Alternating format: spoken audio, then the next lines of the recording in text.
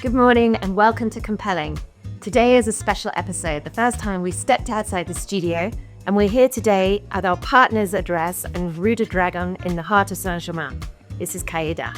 I'm happy to introduce you this morning to three very, very distinguished guests. Staffan Ahrenberg, the owner of Cahiers, Daniel Birnbaum, esteemed critic and curator, and Hans Ulrich Obrist, writer, curator, and the artistic director of the Serpentine in London. It's an honor to be asking the questions, and I hope you will enjoy listening to the answers as much as I will.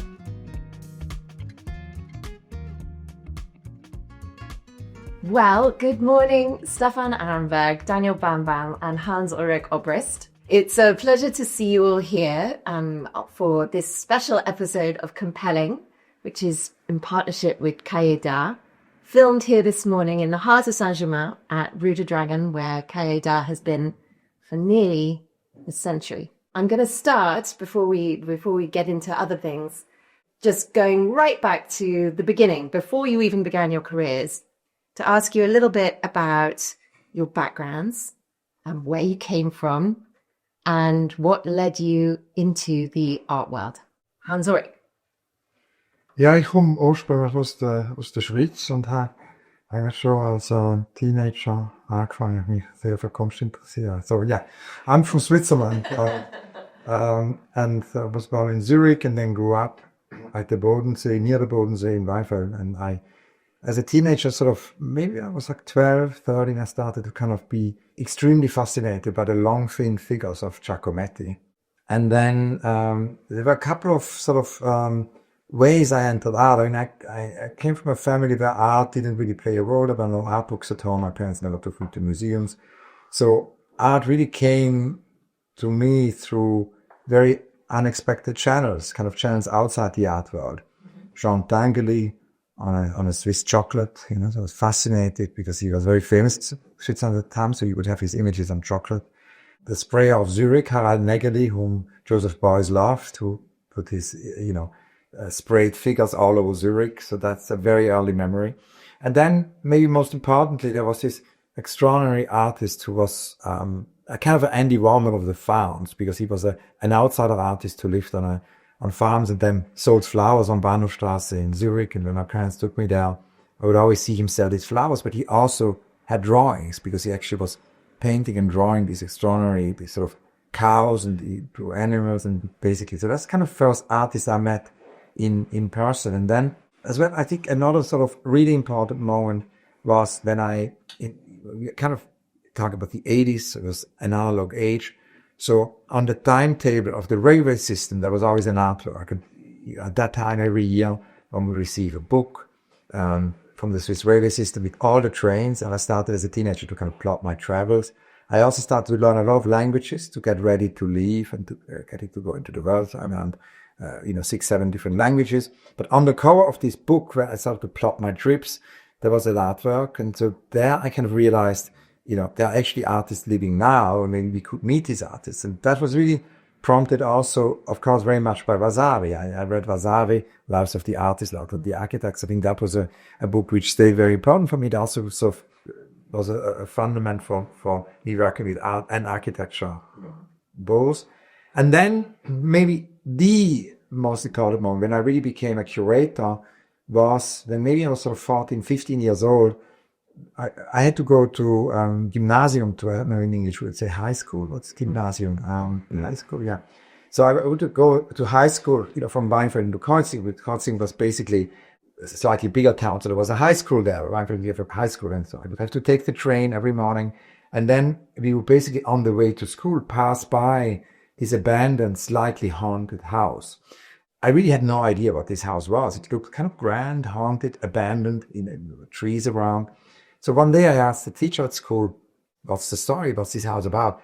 And he was very erudite, and he said, this is basically a really, really important house, because it's the house of the former clinic of the psychiatrist Binswanger, who was a very influential psychiatrist. He is actually, he was the topic of Foucault's thesis. Daniel knows so much more about that, of course, than I do, so we can talk about it later. That brings us to philosophy. And in a way, he also told me, the school teacher, basically, there was a very famous patient at the time when Binswanger had his clinic, and the patient was Abi Warburg. And basically, Abi Warburg not only spent time there in the clinic, but actually also wrote the seminal text, Serpent Ritual, there. And the first time this text was published was actually when the text was read by him to the other patients at the end of his stay there. And so I had no idea it was Abi Warburg. I went to the library and I started to find out not only that Abi Warburg was an extraordinary art historian, I also found out that his parents had actually, because he sort of came from a banking family, and he had decided to actually not enter the banking family. So I don't think it was the parents, but his family decided that he could buy as many books as he wanted throughout his life. So they would buy the books or would pay for the books. So he started to build up this extraordinary library. So I sort of had a relationship to books, but more important than that, I sort of somehow started to see the idea or read about the idea of the Mnemosyne Atlas. And so based on that, when I was 14, 15, I started to buy postcards of artists in all the Swiss museums. I started to go, Switzerland has a very dense network of museums. And I would start in the room, my parents' home, in my bedroom basically, I would start to build my own atlas. I would start to put initially on cardboard panels, postcards. And then a few months later, I started to build 3-dimensional cardboard boxes where I started to curate my kind of first postcard exhibition. So in a way, it's because of Abi Warburg that I became sure. Wow. Well, I've recently read your autobiography, Life in Progress, where you describe this. So I am, fascinated by your early curation in shoeboxes and the like. Daniel. Det var roligt att höra Hans Ulrich säga några ord på Switzenduts. That was a few lines of Swedish. It's funny that Sweden and Switzerland are often mixed up, especially if you go to the US or outside of Europe and people think it's the same country. I grew up in Stockholm. I was born in Stockholm. In a way, maybe as a young person, I tried to escape the art world because I was already in the art world. My mother was a curator at the National Gallery of Stockholm, Nationalmuseum, and I kind of grew up there as a baby almost. Strangely enough, my mother managed to keep a job, although I have 4 sisters. I actually don't understand how that worked. I have 1 child and that's demanding and wonderful. But she had 5 and still managed to be a very active person in the National Museum. And there must have been breaks, but I mean, when I was a baby. So I remember being there, and the Nationalmuseum back then was actually part of Moderna Museet, or rather Moderna Museet was a little department, a little section of the National Gallery. So of course, she knew all of those people that I later on got to know, or at least read about, because they were the key people who created an interesting art world in Sweden. But when I was a teenager, or actually into my 20s, I was not so interested in art. It was not a mystery to me that there were museums or galleries. That was what I knew. So there was no threshold there that like, oh, I have never been in a museum. On the contrary, I did other kinds of things. And as a young person was making more interested in the natural sciences and things like that. But at some point, I started to study and was thinking of studying medicine. But that didn't happen. And then I got to know interesting people. I would say some of my sisters had very interesting boyfriends. One of them, I think, meant a lot to me. He gave me the complete works of Miles Davis when I was maybe 17. That changes one's worldview. And he took me to concerts. And I remember we then briefly actually lived in Switzerland because my father was a academic and a very international person, and not born in Sweden, actually born as a German-speaking Jewish person who escaped and ended up in Sweden with his grandfather. So for him, it was a very natural thing to actually take jobs in other parts of the world. And I remember we lived 1 year in Switzerland, in Geneva, and that boyfriend of my sister, of course, walked all the way from, he joined us there and walked from Geneva all the way to Montreux to hear that legendary 1973 Miles Davis concert. I didn't join, but that's like one of the most important jazz events ever, I think. But anyhow, that was just influences. And my other sister had a boyfriend who is a very important person today. He's the chairman of the Nobel Prize committee and was a literary scholar and very intellectual, obviously. And I remember he gave me Zur Genealogie der Moral by Nietzsche. And at some point I then started to study at the university, and it was more in the end the humanities. So it was complete and philosophy and not really art. That came later. And in parallel, just to make some money, although it was also for fun, I started to review things. So I became a critic, basically. I would say my entry into the art world was entirely through writing. But it was maybe by chance a little bit, because I worked for some of the big newspapers. There's a tabloid in Sweden called Expressen. It was, I remember, read by around 1 million people in a country with 8 million people. It has enormous impact, actually. It wasn't, I mean, it's a tabloid, but they always had a cultural page where some very famous people wrote. I mean, serious people from, for instance, from the Swedish Academy. And I reviewed books, and I worked there a little bit. And of course, for the editors, there was no big difference from, reviewing a book or writing about an exhibition. So suddenly I was a critic and also an art critic. And I did that whilst I was studying, and I studied philosophy primarily and wrote a very dry dissertation on phenomenology. So comparing Edmund Husserl to Merleau-Ponty and things like that. I think 2 people in the art world have read it. One is at this table, and he even kind of read it and wrote a little preface for second edition, strangely enough. Now 3 people, actually. Olafur Eliasson, who was always interested in phenomenology, actually read it and criticized it, and was kind of, it meant something for him. And a few days ago, I saw Gabriel Orozco, who claims that he has read it, but it's a technical kind of piece of writing. And that, philosophy world, the academic philosophy world, I kind of, to write a dissertation is more or less like having a driver's license. That's where it begins. But I never had a real kind of academic career, because at that moment when I finished that, which happened because I had a stipend in New York for a little while, when I was finishing the dissertation, I was also already a little bit part of the art world. So I started to write for an international magazine. And I think that's maybe when you're no longer just someone who writes a little bit about literature and art, but I actually becomes visible in the art world. And the magazine is Art Forum.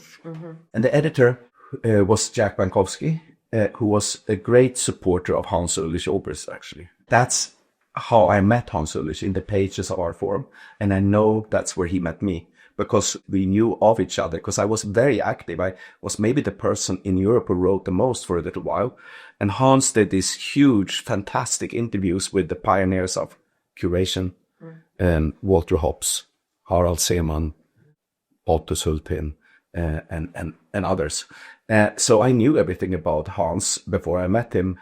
And I would say, I think maybe Hans Ulrich was the person who made clear to me that writing about art is good, but one can also work directly with artists. I had done that a little bit with writing texts, but he came to Stockholm, where I then lived again, and started to work on a big Scandinavian show called Nuit Blanche. And I remember showing him around, and we became friendly and close friends after a while. And I think that was a moment when we met, and it's also a moment when I started to again become closer to the idea of making shows. Wasn't something I had. I was not thinking I'm going to become a curator. On the contrary, my mom was a curator. That was not what I was going to be. But it happened to me, rather. And in a way, it happened through a number of encounters and through a number of jobs. Because my first real job, beyond being a writer or a teacher, was a studio program in Stockholm called the JASPIS, International Studio Program in Sweden. It still exists. And it was very important for Stockholm for a little while. We brought people like Janine Antoni, Ellen Brendragset, Olafur Eliasson, Tobias Rehberger, lots of people to Stockholm for a few months. Hans Ulrich came there also. We had some guests who were more in the world of criticism or curation. And we started to make shows. We were based in the Art Academy in Stockholm, so we made small but quite important shows. One super visible when we turned the water green with Olafur Eliasson. And that was a totally illegal operation. No one knew that was going to happen. The press and no one understood what it was until weeks later. And suddenly I was involved with artists as a kind of sidekick, sparring partner, curator maybe. That's how suddenly I was part of the international art world. Wow. And Staffan, obviously the question to you as well. I'm kind of born in an art world family because my father was a very active collector of art. We're Swedish, but my earliest memories are from Switzerland because we moved there when I was about 4. My father established an artist residency quite organically in the house where I grew up, between Lausanne and Vevey in the vineyards in Switzerland. And so art was sort of part of it was daily bread. I became interested when I was about 16, I would say, when I started we had all these extraordinary books, when I started reading them or looking at them, which is where I discovered Cahiers, because Cahiers was for books that... On the shelves. A bit later, when I was 19, 20, I decided to live in Stockholm for a while to find out where I came from. And I enrolled at the Stockholm School of Economics, which did not interest me particularly, but I was there because that was sort of what I was expected to do. But being a Swede, having lived and grown up outside of Sweden, I felt like an expat. And I only hung out with expats because I could not completely integrate with this sort of monotonous Swedish population. One of those expats was a German artist who is not very famous, but wonderful, incredible artist called Axel Knipschild from Düsseldorf, who had somehow come to live in Stockholm. He had an artist career. He was showing with galleries like Northern Hake and others. He was an abstract geometrical artist and very intellectual and special. I would go and visit him, spend time with him, and he was working in the studio. It was in the center of Stockholm, and spent time with him. And one day I asked him, I was 20, 19, 20. I said, Axel, I love abstraction, but I don't understand abstraction. And he disappeared and came back with a book which was Malevich's writings. And he said, read this. It was at the beginning of the summer. So I got that book and I started reading. And at the end of the summer, it opened a window in me. Finally, I understood what it was about. And that was, I would say, the beginning of my personal journey into the art world. Then I collected art and so on, and much later I can talk about that. I'm interested in how the three of you came to know one another, because obviously we've just described, you Daniel, have described the friendship that came with your time spent together in Sweden. But are there any other kind of encounters and moments that the three of you remember that are seminal for the kind of friendship and the collaborations that came thereafter? Yeah, I mean, the first time I heard about Daniel was really quite a long time before we met, and it's when I went to see the philosopher Paul Ricoeur here in Paris, and got a conversation in his kitchen. And I'm always interested to also sort of ask about the future, or talk about the future. So in a way, at the end of the conversation, I ask Paul Ricoeur where he sees the future of philosophy, and particularly also was interested if there were any young philosophers he could recommend. And he thought for a few seconds, and then he said actually that he was really, really impressed by a young Swedish philosopher, Daniel Birnbaum, and Daniel Birnbaum's work on Husserl. And that's, before I then later met Daniel, that predates in a way our meeting. So that's when I heard about Daniel for the first time. And then I would say Staffan and I met through Sam Keller. It was Sam Keller who, I've been friends with Sam in Switzerland for a very, very long time, and we basically, as long as I've been friends with Daniel since the 90s, and it was really Sam who said that he has a friend I've got to meet, and that's how I met Staffan. Yeah, I emphasize that I actually kind of entered the art world as a writer, and that is primarily done through Art Forum, because I lived in New York as a guest student at Columbia University for 3 semesters. And that's when I became friendly with the people at Art Forum. And I was a relatively young writer, but of course I'm several years older than Hans Ulrich. And I remember Jack Pankowski talking about this wunderkind guy who actually just was in every issue, had a huge portrait by someone. And I was, of course, quite fascinated. I knew Hans's writing, or his extreme skills as an interviewer, because he presented these people. And that's a number of big portraits that later on became a book, where then I wrote a preface or a postface. And then I actually got to know Hans when I was back in Sweden, and he was, for a little while, almost obsessed with Scandinavia. He talked about the Nordic miracle, and that flattered everyone in Copenhagen, Stockholm, and Oslo a lot. So, it became a very popular person through that Nordic miracle concept, and actually made a huge impact with the show Nuit Blanche during that period when Suzanne Paget was the director of Musée d'Art Moderne de la Ville de Paris. And Suzanne then actually, of course, through Hans, started to communicate a little bit with me and created something that she would refer to as the Mafia. I think I still have that letter. It was just like an informal advisory kind of group. And she wrote me a letter saying, "You are now part of the Mafia." Anyhow, that was just a joke. But she asked me to write some, I remember I wrote some texts for her catalogues. And then I made the portrait for Art Forum that Hans didn't do, with maybe the most important father figures were Caspar Koenig and Suzanne Paget. Of course, you didn't make portraits of them, so I had to do it. And I made a big interview with Suzanne Paget in Art Forum. And at some point then we started to work together on biennials and big shows happening in different parts of the world. Staffan's father is a very famous person in Sweden. One of very few major collectors, and hugely influential, I would say. And with a massive collection of pioneering figures like Matisse, Picasso, and I know my parents knew Staffan's father, at least, maybe family. So I knew who he was, but, we lived in different parts of the world.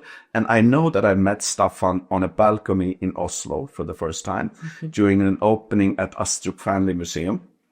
And there were many friends. We were in Scandinavia, but it wasn't Sweden. And there were people we knew, the director who we were all friendly with called Gunnar Kvaran. And I was introduced to Staffan. Of course, I knew in principle who Staffan was, but that's the first time. And then, we kept bumping into each other in different parts of the world. And later on, much later on, I became the director of Modern Museet. And Staffan was one of our nicest, friendliest, most generous patrons, gave us interesting works, suggested things, and that leads to lasting friendship. This season of Compelling is presented in partnership with Cahiers d'Art, the legendary Paris publisher founded in 1926 at the crossroads of modern and contemporary art. For nearly a century, Cahiers d'Art has collaborated with icons like Picasso, Duchamp and Calder, and continues today with leading voices such as Ellsworth Kelly, Philip Perino, Arthur Jafa and Rosemary Trockel. Cahiers d'Art is also the home of the legendary Picasso catalogue raisonnés, known as the Zervos. This definitive 33-volume record of Picasso's work is one of the most important art publications of the 20th century. At the heart of its programme is La Revue, a landmark publication dedicated to artists shaping the past, present and future of art. And beyond publishing, Cahiers d'Art is also a gallery on Rue de Dragon in Paris, a space where art, culture and ideas continue to meet. Discover more at cahiers-d'art.com or experience it yourself in Saint Germain des Prés. Staffan, obviously, we all know, bought Cahiers d'Art in 2010 from almost total obscurity and has breathed life back into this incredibly important art publisher. So from early on, Hans, I know you're on the board of advisors for Cahiers d'Art. but it's been a labor of love and much supported by both of you. What was it that attracted you to that mission, and why did you feel that you wanted to support the second iteration under Staffan of Cahiers d'Art?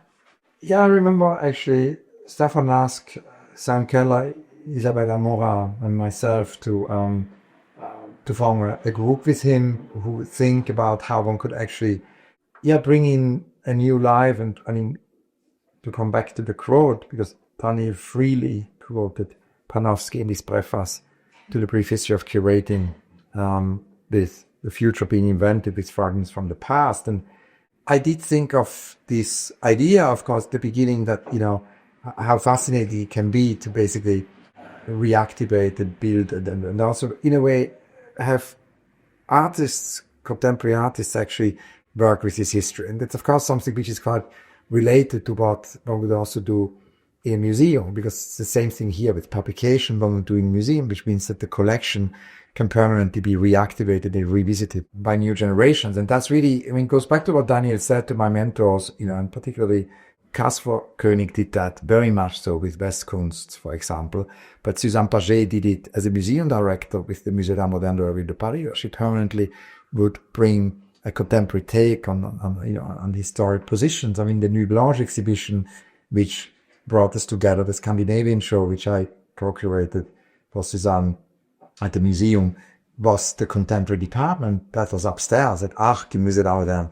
But then you had downstairs a show with Strindberg, Munch. You have basically the really historic figures, of Scandinavian art, and upstairs, there were basically, new generations. Upstairs you had the new generation. I think that idea also, when Suzanne did Histoire de Musée, she would invite contemporary artists to basically look at the collection and in a way seeing the potential here that, artists could not only do artists always work with books as a medium, and that's, another thing which I've always felt is very interesting, from the very beginning, because, the only place my parents ever took me to, which was sort of a culture place, was a monastery library. It's the famous monastery library in St. Gallen. You really, for me as a child to time travel with these books was super important. Ever since I've been obsessed by books and interested in books, I've always, worked on books. To put into a bigger picture, I think artists who work with artist books, they give this a lot of time and a lot of energy. It's often as important as an exhibition. And I still think that the idea, actually, I think that the medium of artist books is very, very underappreciated in the art world. There's not enough knowledge on that. And it's something I found very interesting, because when an artist gets involved in the layout of a book, in the pages of a book, creates works for a book, that is a work. So that was another thought, right? It is a great potential for artists to kind of work with this medium of the book. So we started together with Staffan, with Sam Keller, with Isabella Mora, to think about who could be artists who would have an interest in that. And I remember one of the very first artists we wanted to work with was Ellsworth Kenley, because we felt that there was an extremely interesting connection. Of course, Ellsworth came early on in his life. He came to Paris, and Jack Youngerman, many artists of his generation came here. But then we were also thinking that it would be important to not only have artists, of his generation, but also different generations. And that brought us then to artists like Rosemary Trockel. We knew how incredibly important artist books are and were in the practice of Rosemary Trockel, and how she really works with the book as a medium. So we went to with Rosemary Trockel. The same thing later on happened with Arthur Jafa. All these artists, it's a whole series. We're going to talk about that later, I'm sure. All the different, actually here behind Daniel are all these issues. There's Philippe Pareno, there's Ido Heres, there's... It was the first one. But maybe it's interesting to have that one here, and so, the future being invented with these elements from the past, artists working with this medium of the book. But then also, in a way, I think what is interesting about Cahiers d'Art is that it's not only looking at the history of Cahiers d'Art, but that also Cahiers d'Art already vision was to always connect the artist's practice to the past. I mean, it's fascinating. I was friends with Lucita Rotado, the late Lucita Rotado. It was in her 90s when we basically had this conversation with her about Cahiers d'Art. And of course, she was, basically connected very, very strongly to surrealism. She lived in Mexico, lived with Wolfgang Paalen. She had so many chapters in her extraordinary life. And the Cahiers chapter was actually about her time in Mexico, where, of course, many surrealists were in exile during the war and after the war in Mexico. And Ruchita explained to me that what she thought was fascinating about Cahiers is how one could actually travel not only decades or centuries, but millennia. The idea would really be to look some kind, and you see this here with Ellsworth Shelley. You see how he was actually inspired. I mean, you just have the page here with the birdstones, right? How was inspired by very, very ancient artifacts. So yes, the future being sometimes invented with fragments from the past. I'm interested, obviously, you've had a lot of exposure to the art world, but you had been in the movie business. And then one day you were walking down Rue du Dragon. What was the penny drop moment that you thought, this is something I need to get involved with? No, I think the flash that happened was that I suddenly discovered a physical space of Cahiers on this street in Paris, which I have crossed many times. And when I saw the storefront with this, this lettering, which I knew from my past because I'd never thought about it, but I knew it because we had these books, and you cannot forget that typography. And I couldn't understand why it was still here. It's impossible, because one thing is for sure, there were no Cahiers d'Art new publications that I would have seen that. So I was just intellectually curious why they were still here, why there was still a physical imprint. So I rang the bell to ask that question. And I was going to ask them why they were alive. And there was a man inside, and he came to open the door, and I said, bonjour, monsieur. And my question morphed into, who owns Cahiers d'Art today? Mm-hmm. And he said, my brother. And then my second question was, would your brother sell it? And he didn't, the brother wasn't there, so I left my business card with a number, didn't take theirs, and left, asked if the brother could call me. The brother called the next day and said, I think we should meet. I said, perfect, I'm in Paris, I can meet you tomorrow. I came back, and this is a very small space, which has 2 floors, and I was led up the stairs to meet the brother. I called him the brother upstairs because I didn't know his name. And as I walked up these little stairs, the brother upstairs said, you come at the right time. I was thinking of selling. So it was sort of serendipity. Had this not happened, this would have vanished. Because it was about to sell off the lease, the books, and the thing would have disappeared.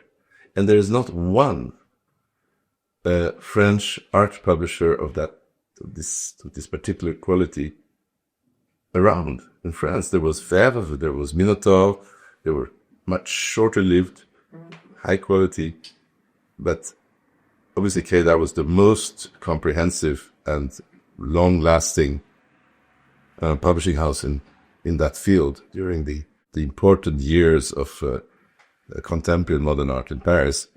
So that's sort of the chance that came about. So I took it. And so you've mentioned it already, but Cahiers founded in 1926 by Christian Zervos. So the Centennial is next year. And Daniel, of course, you're very implicated with the Centennial and everything that's planned. Yeah, so my relationship to Cahiers has not been in any way formalized, but I contributed to some issues, so I have followed it with great interest, and now involved in the anniversary issue that I'm editing together with Cécile Debré, the director of the Picasso Museum. Yes, 100 years of modernism. How do you actually talk about that in an issue? I think it's very interesting to think about Cahiers I will mention 2 perspectives. And Staffan already mentioned one. It was something that went on. Now we're going to celebrate 100 years, but they had the original publisher, and the original Cahiers was not a magazine like Minotaur or other, the Document, or they are very important too, closely linked to the little group of artists, say the Surrealists or, the group around Bataille or something like that. Super interesting, but they often last only for a few years. Cahiers d'Art became, I think, the most important vehicle for the international distribution of new styles and ideas in modernism. That is what we are trying to kind of talk about in this anniversary issue. So we have Beatrice Colomina, the great architecture historian, talking about the significance of journals in general and Cahiers d'Art for architecture. Architecture is different from art. Art can travel. You can take a painting and bring it to a distant country, and shows often travel, but buildings don't. The importance of photography and media for architecture is something she is writing about. And then Cécile Debré and I will write essays. And in my case, it is really that theme. How do you link contemporary practices to these historical kind of starting points?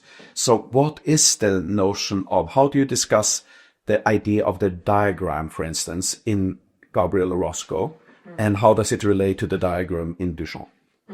What is Cécile de Varela's use of the ready-made? How does it actually relate to the 1936 issue of called L'Objet, where it's all about the ready-made and other kinds of objects? What is abstraction in the early, writing of, say, Kandinsky? And Cahiers d'Art published the first book, the first major monograph on Kandinsky. What's abstraction today in, say, Rosemary Trockel's textile abstract work? And so those are just 3 examples. There are many, many others. I will try to kind of sort that out, everyone. Not easy, but that's the idea, and it's also the interesting thing that only a publication like Cahiers d'Art can do. And what we will try to do and will do is we will stage small shows in many places. And we will follow certain works, and we will do similar things with the Guggenheim Museum in Venice, and the Picasso Museum here, obviously, and many other places. So the anniversary will have many components, and we're also revisiting that 1936 issue, which is very famous. It's known as the Duchamp issue, but it isn't actually a Duchamp issue. I mean, he's on the cover, so yes, and it contains one of the first important essays on Duchamp by Gabriel Buffet. Here it is. That's the issue. Yeah, and it's one of the first major essays, and it's actually the first female writer on Duchamp, which is quite interesting. But it is one of the first major texts, and we will revisit this L'Objet, this issue and its theme in many ways. Not everything is crystal clear yet, but we're working hard. And the 1936 issue was Duchamp and Man Ray. Yes. So in a way, it's photography was very important for Duchamp. One could maybe say that the ready-made and photography are kind of linked, that it's, the idea of reproduction and repetition that enters the world of creativity in a way that hadn't really happened before. Theorized by Walter Benjamin maybe early on, that in the famous essay on the reproducibility of the artwork. So we will look into this, and there are even ideas of maybe trying to republish the whole issue. And we will, this is something maybe Staffan should talk about. That's a challenging thing, but we will definitely revisit that issue in many ways, and on an intellectual level, and maybe even reprinting it. And there's Staffan, this is aimed at you. There's going to be an artist project also, which revisits the idea of the object, in which contemporary artists, again, sort of linking the past to the present day, and that conversation is being had with a number of hugely important contemporary artists in collaboration with the Polaroid Foundation. First of all, the Polaroid Foundation has, I think, 3 of these cameras from the 70s, right? Which are these cameras that can make very large Polaroids. So they're 50 by 60 centimeters, which of course is an extremely interesting medium for artists to be able to use. The camera is a large machine that has to be brought, and it has to be operated by an operator. So it's a real enterprise to get it to different parts of the world in the hands of these artists. And together with Daniel, and Tom Wellman, who runs the Polaroid Foundation, we have approached, asked a number of major artists, sort of Arthur Jafa and Charles Ray and Rosemary Trockel and Sophie Kahl and Gabriel Orozco and Jeff Koons and so on. And they've all said yes. The proposal is that they would revisit l'objet, the object.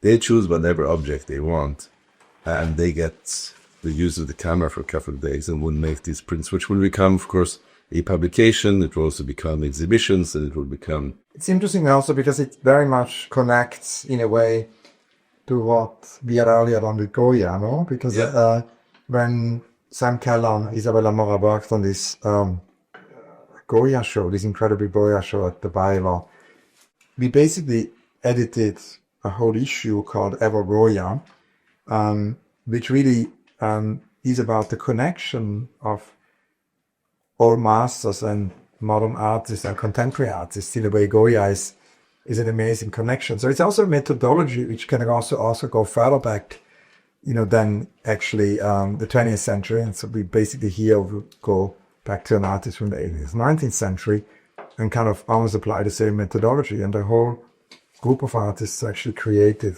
work inspired by Goya. So we invited contemporary artists to do a homage to Goya and give them basically 26 artists, gave them a carte blanche. And it was also basically artists from many different backgrounds, from many different generations. So it's also kind of activating the archive. It makes the archive, but that's kind of what I always also feel in this room here upstairs, that basically when we're looking at books and it's about activating, as Staffan described when he came here first, this was dormant, no? Yes. And I think it has to do with knowledge production. I think knowledge production has also got to do with creating unexpected connections, no? It's important when we want to understand, in a way, how artists work. It's important to look also at other fields. And I think that's also what is interesting about many of these early issues of Zervos, no? Of Cahiers, that they are actually also very interdisciplinary. They connect art and poetry. They connect art. I mean, if you look at the Duchamp issue, Daniel and Staffan just told us about in relation to the anniversary. I've just been, whilst we talk, looking at the amazing issue here.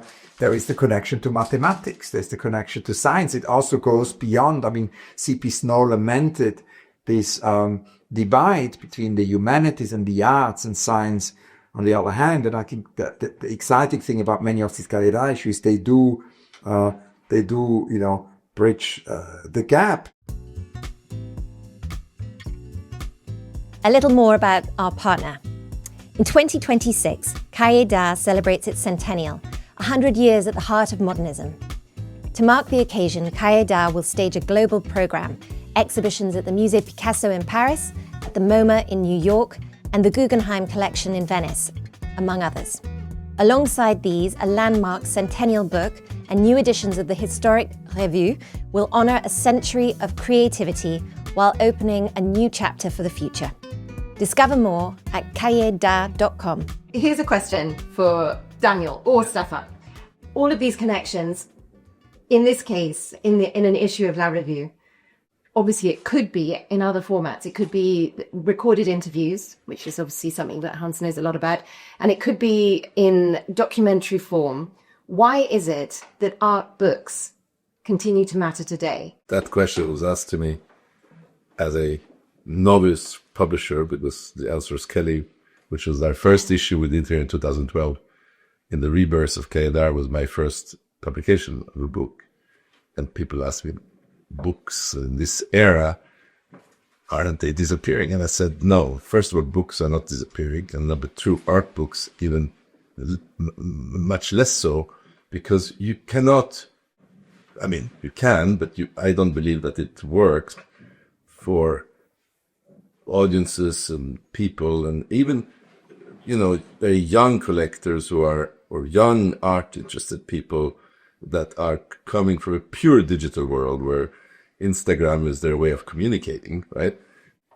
They live with these snap images, but they need something more substantial. And the more substantial is what? It's shows to see art, and it's books, and of course film, but it's books.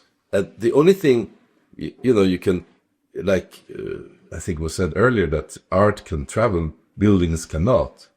Books can travel. Books can be taken on a holiday. Books can be next in your bed. Books can be in your house, and books become friends. I think the better an art book is, the better the quality of both the imagery, the typography, the layout, and the text for those who read text, which there are still people reading texts, and it is not so many, but there are, is essential. This is our history, and this will not be able to live only online. And even though I believe that everything needs to be digitized, and I think it needs to be archived online, I believe that this is another aspect of my big interest in life, is how to create living archives, because that is part of the future. And to take all these incredible libraries that are being digitized and archival material, but you don't see the books, but you see the backgrounds of the books in these boxes that exist that make it possible. They need to come alive, because maybe the books will burn. There's a nuclear bomb or something that takes it away. One has to make sure that the data, this incredible cultural and intellectual and artistic data, is kept. So now I transitioned to digital, but the reality is that this is essential. Activating the archive seems to be a recurrent theme, and I really do think that that's what we're now trying to do in relationship to the anniversary. If you think of the entire history and the whole history of Cahiers as a very rich, multi or transdisciplinary archive, it's fascinating to see how the important poets of that moment, when the magazine, when the journal, the publishing house started, were very present, and it shows what the physical publication actually can do. And also all the theorists. I mean, something we haven't talked about, but they are maybe also linked to other publications, but André Breton publishes in Cahiers d'Art, Bataille publishes in Cahiers d'Art, Jacques Lacan, the psychoanalyst, Hemingway, major writers, Maurice Blanchot, the incredibly sophisticated literary critic, they're all in the pages. It's interesting now to look at it, and that's what we're trying to do. That's why I brought in Beatrice Colomina, because I realized that architecture is not just a little bit present on the side. In the very first issue, there's a big article on the modern or the contemporary house, and it's a thread that runs through the whole all the issues. So how do we revisit that, and how do we actually make that visible in this anniversary? But that is what we're trying to do. I agree with what Staffan says about the importance of the unique inscription. That the fact that there are such things as auratic, Walter Benjamin talked about the aura, something which is very special for the unique object or the physical object. And that said, of course, the world is full of new virtual possibilities. For a little while, and I'm still interested in these things. I was totally interested in the fact that one can create, incredibly powerful experiences with virtual reality. And actually, together with Hans Ulrich, we created a few exceptionally visible things. I mean, I did a small AR project with Olafur Eliasson, and it was, seen by millions of people. We even recreated Hans's entire Kunsthalle, the Serpentine, inside the biggest video game in the world, Fortnite. I think it was seen by more than 100 million people. Of course, they were there for other reasons. They were playing 152 million people in 2 weeks. Yeah. Oh my God. Of course, they were there to shoot each other. No, I'm kidding. It was a non-shoot. Yeah, they were not allowed to shoot. Yeah. But I worked, and I'm still involved with a little studio that has made some of the more visible virtual reality productions in the world, or at least in the art world. That is one tendency. That will not stop. I mean, it goes up and down the interest. During COVID, it was a dream thing to be involved with that, because the entire art world stopped for obvious reasons. There were no art fairs. They were delayed. There were no normal museums. And that was a pure coincidence because I was just curious about that. But then we made very, very visible things. So I'm just mentioning this, that's another tendency. It's not going to go away. I think it's just going to find new ways to kind of make art visible with digital tools. But that said, I think right now I feel people are almost obsessed with the physical object. And I think that's a very interesting kind of dialectic here, that, the world becomes more and more digitalized. It does. And people live through their phones, and everyone seems to see so-called reality through a filter of digital possibilities. And at the same time, here we are obsessed with these physical, beautiful objects. I can say this since I've not been involved with any of these publications beyond writing a few tiny texts, that it's the most extremely beautiful books I know in the art world that Staffan has made now. Some of them are just exceptional. Paper, print, the whole, and very experimental, full of small extra tricks that one discovers inside the books. But there's a new book now on Calder, which is so exceptionally beautiful. It's almost like almost an artwork in itself. And that's true of many of these books. There's one thing actually, but when you asked us at the beginning how Staffan and I met, I think one thing which is very important, and we can maybe talk about that review as well a little bit more in detail, because it's really, I think, very dear to all of us, is the Christo review. And one of the very early encounters Staffan and I had was when basically Staffan was working on the book on his father, and it also connects to what Daniel said, because Daniel at the beginning talked about, the importance also of the memory of Staffan's father as one of the most important collectors in Sweden. And of course, he was one of the really early, basically, supporters of Christo. He enabled Christo and Jean-Claude at the beginning, really, to do one of their landmark projects. And when Staffan worked on this book about the memory of his father, he asked me to interview Christo. And this was the very, very first encounter I had with Christo, basically virtually, because the interview happened of course, not by Zoom. It was pre-Zoom, so it was a phone call. We did not know each other that well at the time. It was one of our early collaborations, actually, was that interview. And it was the very first contact I had with Christo. Later on, Mike Bloomberg introduced me to Christo and Paddy Harris, actually, when he did the Lago Isago. I visited him there. We did his last build project, at the Serpentine. Yes, of course. So it became a very intense collaboration. I probably interviewed him 11 times until his passing. But the very last conversation of his life, 2 weeks before Christo passed away, is the conversation we did. So I thought it would be nice maybe that which we did by Zoom.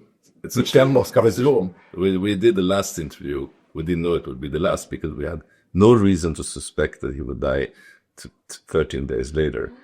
But this was during the Christo exhibition here, before the wrapping of the Arc de Triomphe. This interview is published in the Christo review that we did.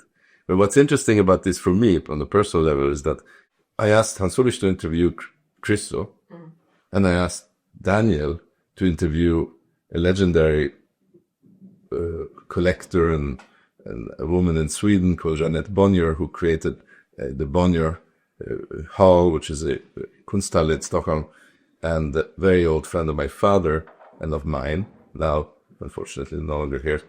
These were ways that I could connect people, eminent people and writers, with my past. So it was a way of connecting the past in doing that with Christo. What was interesting is that I knew Christo as a young boy, 12-year-old, when I met him, and so for me, I was always in his mind the son of Teto, my father. When Hans Ulrich did the Serpentine show and the Mastaba in London, and then invited me to do the English launch of the book I did on my father at the finissage of the Christo show at the Serpentine, where we did a dinner for 60 people, and we had, I think it was the last trip of my mother. That was when I invited Christo to come and do Cahiers, right? It was a shift because I had moved from being my father's son to myself. In my new incarnation, which is my publishing incarnation of Cahiers, And Christo being a person who does not look back. He's not somebody who is interested in the past. He's interested only in the future. And he's only interested in in that his projects are ephemeral. And this is so important in this practice. For him to do Cahiers d'Art would be maybe less important than for other artists who are interested in the past. But he did it, and he realized suddenly the importance of that past, because Paris was a very, very important moment in his life. Before he had no passport, he arrived here, and before he moved to New York in the mid-60s. He not only did the exhibition and the publication, but he also accepted to do something completely unusual but wonderful, is that he agreed to wrap. And he had told me, I don't wrap anymore. So he refused to wrap the cover, but he wrapped our storefront. So we have basically his last work, which was a work from the 60s that he did in 2021. And his very last work, in absolute terms, last work, the hand, which goes back to the étranger. I mean, we need to show this almost. It's so incredible, no? I mean, the fact that Christo was more interested in future than past actually easily. This is the hand. Oh, wow. And I said, wait, I asked him, maybe you wrap it, right? He said, I don't wrap anymore. And it was wonderful. So we wrapped the issue inside and stuff. But the connection I was going to make, which is Christo is looking forward and not back. So this leads me to really a question to all of you about the future for the art world and for Cahiers d'Art. That's an easy question. It's an No, but I think one thing which connects to the idea of an artist like Christo being interested in the future and not in his own past or the past in general, it's actually again connected to the Panofsky quote that Hans Ulrich likes so much, the idea that the future is not, produced ex nihilo, out of nothing. It is produced out of things we already know. And that is the idea of a living, productive archive. That, it's not a return to something which is there in some totally static, boring, stable way. It's about doing things with the past and therefore producing new futures, or a future, or many futures perhaps. One of the things I liked reading the Christo issue was a little anecdote in one of the texts that had to do with Christo's first encounter with Samuel Beckett.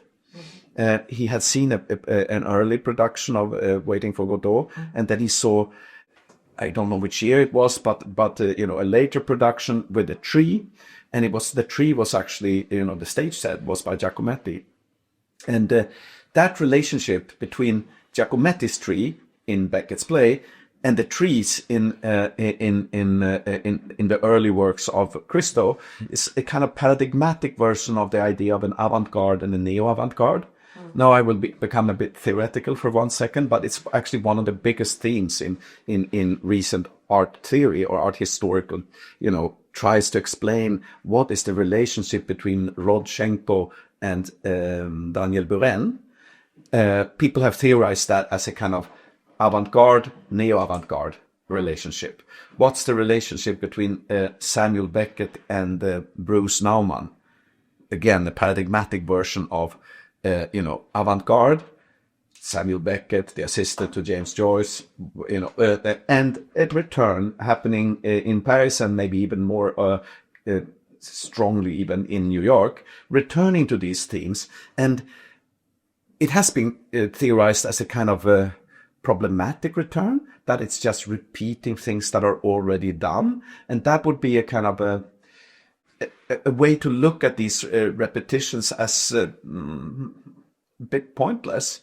But then there are other takes where actually the original avant-garde is kind of retroactively produced through these repetitions, because it's only through us. It doesn't mean anything in itself. We are the people who are alive now and will look at our own past or the past, and we reproduce it. We produce it actually retroactively through new readings of it. And that's an interesting an interesting take that has been, theorized by people like Hal Foster and Rosalind Krauss and that whole group of art historians. And of course, they wrote primarily of things happening in the 1970s. We're now beyond that, and it's the art world is again repeating and reproducing things. And it's not so easy to find the theoretical models of it, but it is constantly happening through new repetitions that are not just dead repetitions of some sort of old existing world that is copied. It's a productive repetition when it's interesting. And I think that's what's going on in the pages of today's Cahiers d'Art. And it's one of the few places where it really can happen on this level. There are other magazines. There's Art Forum that maybe after World War II almost took over the key role of being a key magazine for new art. But this magazine, Cahiers d'Art, has even, 100-year history where contemporary art can be juxtaposed to the key moments of the past, which is not a dead past, it's a living art. I like that. Yeah, I like that too. It's a living art. Yeah. But I think there's maybe one thing I wanted to say about that, which is, I think the future, as Martha Rosler says, always flies in under the radar. So who are we to predict the future? And I think it's already very complex to talk about the present, or as Joan Basalda discovered, I said, the extreme present, as the future flies in under the radar. But there is actually one thing I'm very sure about, is that the future is mixed reality. I was last week in Munich and visited Alexander Kluge, of course as part of the Goya issue, and student of Adorno, still extraordinarily active. And Alexander showed me some beautiful new books he had done with Duchamp in Germany. And he basically would continue to do these artist books with texts, philosophical texts, literary texts, and then images from his films. But he sort of started to add these barcodes, and he says, he really wants the reader to spend time with the physical object and read, but have every now and then, see one of these short clips. And I do believe, if you look what's happening now with glasses and these devices, these smartphones almost becoming, we can already see their antiquity. You can already see the disappearance, because ultimately going to end up with glasses and screens will become less relevant. So I do believe that the future, one way or the other, we don't exactly how, but will be mixed reality. And so I do think that physical books will not at all disappear. They'll be very relevant, but there will be digital elements. So in a similar way, how this augmented reality has happened with exhibitions we've been doing with Daniel when we collaborate with the Serpentine and the Cute. I mean, you mentioned the exhibition with Cahiers and Fragments. Another example would be South Favor. That was a very physical exhibition, an embodied experience of South Favor. Then out of a sudden, you could time travel through the augmented reality element, and so I do think that also in relation to books, that will become more important. The second point to add maybe is that we can see something really interesting right now, that artists are more and more working on longue durée. They're interested in long duration projects. They're not, which go beyond event culture, go beyond exhibitions, go beyond deadlines. They do farms, they do gardens, they do projects like Dan Bo outside Berlin, or Alain de la Rojas in Rosario has a farm, or Otobon Mekanga is working on farming related projects in Nigeria. Actually, Inka Shodibare has a farm and artist residency as well in Nigeria. So, and always when artists come up with such new ways of working, we need to think, what does that mean for what we do? What does it mean for a museum? What does it mean for when we exhibit these artists? And I think a similar thing would be true for publications, and so I think that's another thing. But again, the future will fly in under the radar. I want to say something about the future from my past as in the movie business. I was approached in 1990 by Robert Longo, who wanted to make a movie. And the movie was written by William Gibson. And William Gibson is this extraordinary writer, still alive, based in Vancouver, who is really, I wouldn't say he's a science fiction writer, I would say he's a a futurist thinker. And he had written a short story in 1986 called John in the Mnemonic, which was absolutely unbelievable because it predicted really, it was set in 2021. So when I read it in 1990, when it came to my hands, one could not imagine 2021, as we cannot imagine now 30 years from now. And I would say extremely on the dot, right? Unbelievable how he could imagine a world before the internet the way it was. And he had a quote about the future, which I love, which is that the future, he said, already 40 years ago, he said, the future is already here. It's just very poorly distributed. Thank you for listening to Compelling, a podcast exploring the dynamic intersection of art, culture, and luxury. You can find out more or get in touch at thecompellingpodcast.com.